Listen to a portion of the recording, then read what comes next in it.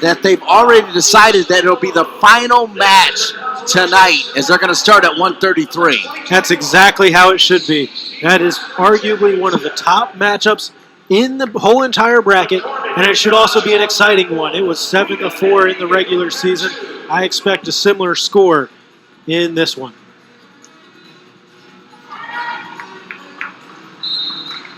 All right, so we are pleased to bring you the matchup between North Carolina and Duke. Of course, Guida fell to McCormick, and Agin looked good, but fell to Colton Camacho, or actually beat Colton Camacho, but then fell to Jacob Camacho. Camacho on the mind over there, Dean. A reminder, ladies and gentlemen, that the top 3 place winners at 125 are automatic qualification to the NCAA. This was another one that was close during the regular season. Agin came out on top 6-4. And he's the one in on the shot right now looking for a finish. Yeah, Agin with that 3-2 win over Colton Camacho before falling to Jacob Camacho. You were impressed. In fact, you really gave Glenn Lanham credit for Agin winning that matchup over Colton Camacho from Pitt. Yeah, Glenn Lanham told us all week he felt like Logan Agin should have been the 5 seed, and that was because he beat Guida in the regular season. So we get the match up right here, and he gets a chance, Logan Agin does, to prove his coach correct. Guida for North Carolina's got his head on top of Agin. 2-time Fargo Freestyle National Champion is Guida, 4-year honor roll student. Standout in the classroom in Chapel Hill. Big-time spike ball player, the former Maryland state champion at St. Paul's High School. That's the notes on UNC's 125-pounder.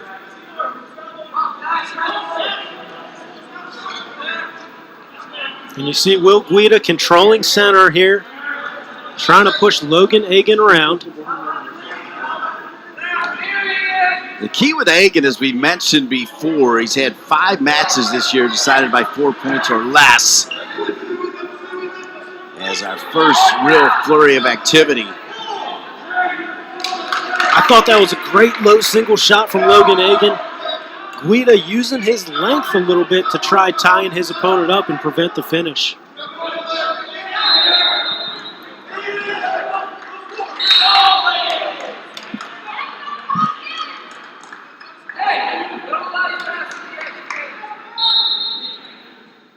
Still zeros, 5 and 6 seed.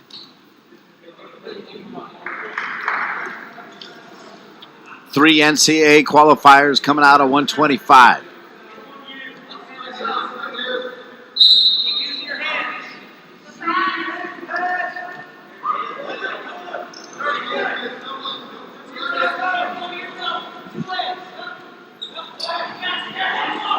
Another nice shot there from Logan Agin. And Guida's just so long.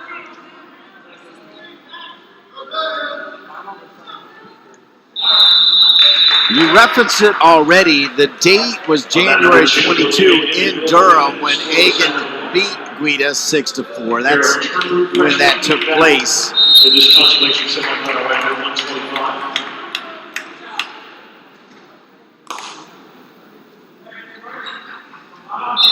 The decision is controlled in the center. Shot coming from Guida. Tries to stand up, Agin. Also the score was And that shot was all length there from Will Guida. And his length also helped him with that toe drag on the edge. And does it get it? I think they gave him 2. They gave him 2. I think the referees are going to the review monitor. Was this toe still in there? It certainly was an outstanding wrestling move from the Tar Heel, for sure. Yeah, now the key here is even if his toe isn't on the mat, if it's still in bounds, it's 2. And I think that's going to be 2. I agree. I think that's going to stand. Excellent breakdown, Ryan Tice. I do agree.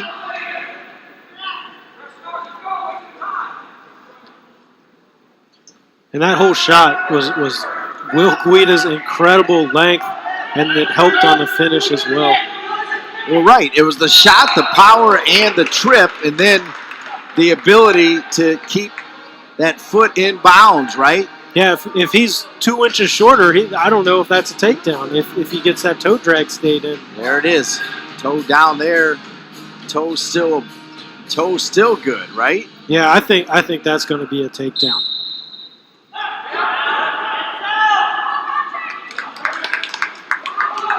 Great shot there from our crew.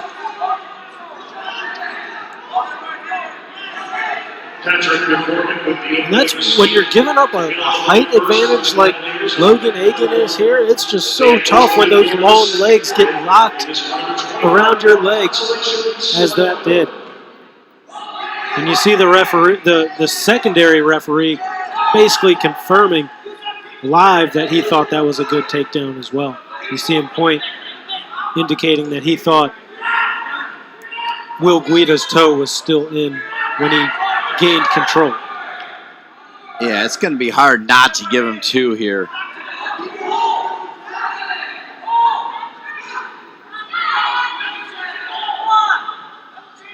Reynolds Coliseum, a few years ago, they gave it a facelift, and it is impressive in there. You mentioned the pin for the heavyweight for NC State, or not the pin, but the big win, and how it was electric over there. It is a great setting, whether it's for the women's basketball team, which is legit. Every once in a while, the men slip in there. Volleyball, wrestling, it is a big-time venue. And it is a phenomenal venue for college wrestling now. And also the other sports it holds in there. That small, intimate environment, it's phenomenal for the Olympic sports. As Patrick McCormick of Virginia takes a 1-0 lead over Colton Camacho of Pitt into the third period. Colton choosing down for the Panthers.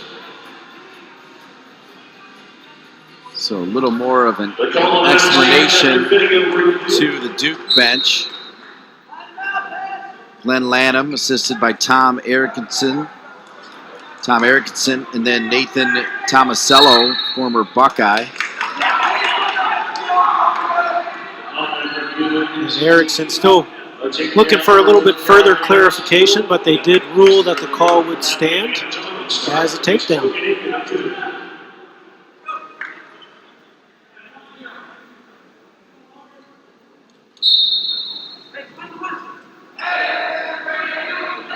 So back to action here after a lengthy delay. It's 2-0, Guida on top of Agin.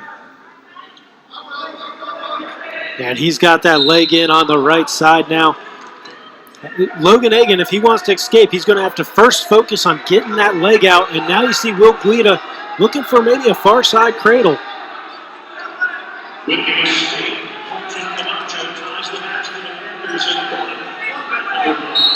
Doesn't look like he has it quite locked up yet.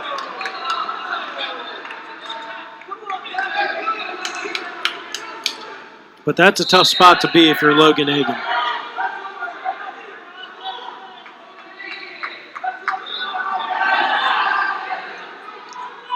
Guida's he's got it locked up now. He sure does, with that 2-0 lead, wearing down Agin. I was going to say, if he really wants to go with that cradle, he's got to take that leg out and go back with it. He did take that leg out. Now he's looking to put Agin on his back, and there it is. There's the roll through. Excellent call by Ryan Tice. Sets up the roll through. Looking for the fall. That left shoulder still slightly in the air, but Agin in all kinds of trouble. And Will Guida just content to lay out here and hang on, get his 4 near fall points, and let Logan Agin get in a 6-0 hold.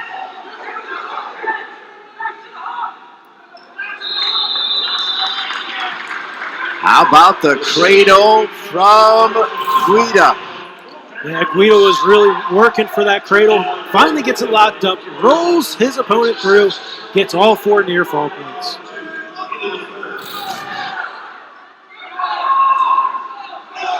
And Guida, with the choice, wants to go neutral.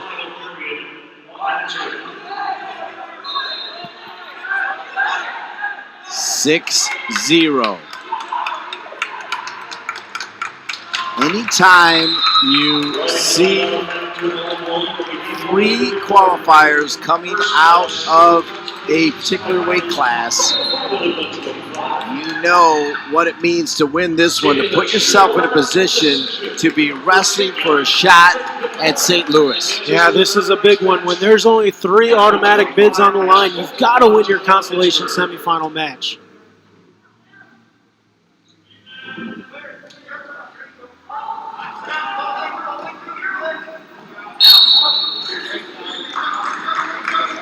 Nice little scramble there, but no points for either side. I like what we've seen, though, from Guida from UNC. Yeah, he knows how big this match is. And look at Logan Agin, not done yet. No, as soon as I say that, Agin comes right back out. Good job getting back to his feet, though, was the Tar Heel. Duke, UNC anything means something, right? Absolutely. Absolutely. And now Logan Agin goes for the cut, and he knows he's got to climb out of this hole, and he's going to need all the time he can to get it done in neutral.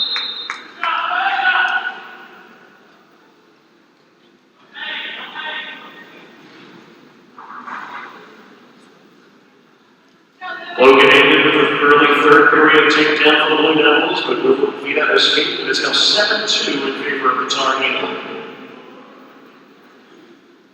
As they continue with their third period at 1:25 on mat number 2. Agin very close to another 2 points, but I don't think there was control there. There wasn't. And the toes were out, so they'll reset with the score 7-2 in 30 seconds Over on mat number 1, it's bout number 43, remaining. which features Louis Hayes from Virginia, taking on Drake Doolittle of Duke. Agin with another takedown just as Guida gets hit for stalling. He's running short on time. He's going to have to go big here. He's trying. Yeah, he is. Just 3 points separating, but I don't think it's going to be tough with time. 12 seconds to get 3 points here. Yeah, he's going to cut Guida, just start back in neutral, and he's going to have to try to go for a throw, but Guida knows the situation here. Stalemate, 5 seconds remaining, and Guida is going to get the win and advance for a chance to, in fact, punch his ticket. Good sportsmanship at the end, but it will be the Tar Heel moving on at 1:25 for the consolation final. That cradle was huge. That's the difference in that match right there. 4-point near fall for Will Guida. He moves on to the consolation finals.